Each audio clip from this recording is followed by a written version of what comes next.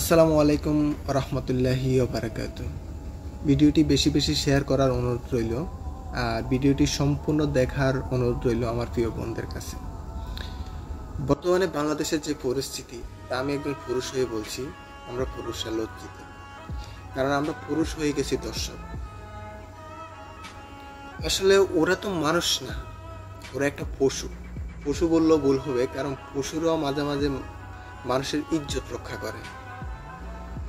দর্শক হলো এমন একটি নিকৃষ্ট প্রাণী যার কোনো সংজ্ঞা নেই, যারা পুরুষের আকৃতিতে পুরুষ জাতিকে লজ্জিত করেছে, পুরো মানুষ জাতিকে লজ্জিত করেছে।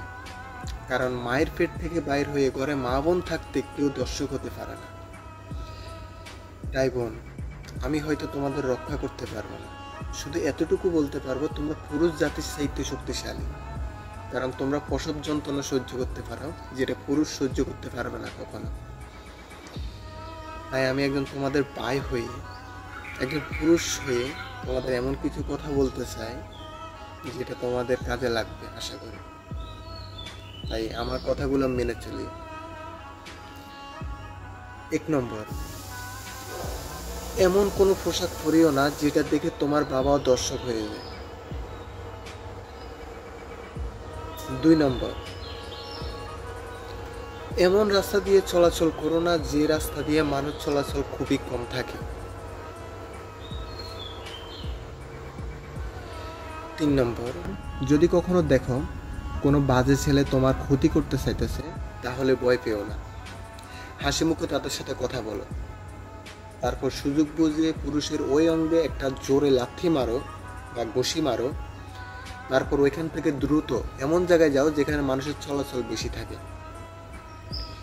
যদি দেখো 10টা ছেলে তোমার ক্ষতি করতে চাইতেছে, তাহলে তোমার সামনে খুব কাছে যে লোকটি থাকবো তার আঘাত করো, তারপর দ্রুত চলে যাও। কিন্তু একটা কথা মনে রাখবে, যে কোনো পরিস্থিতিতে যত বিপদ সামনে আসুক কখনো ভয় পাবে না, কারণ ভয় তোমার সাহসকে গ্রাস করে নেয়। তাই ভয়কে দূর করে যে কোনো পরিস্থিতিতে সবসময় নিজের বুদ্ধিকে কাজে লাগাবে, তাহলে তুমি অনেক সেফ থাকবে। 4 নাম্বার,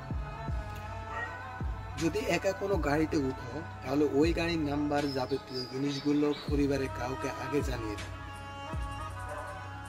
5 নাম্বার, নিজ থানার পুলিশের নাম্বার সেভ রাখবে, প্রয়োজনে মুখস্থ করে রাখবে।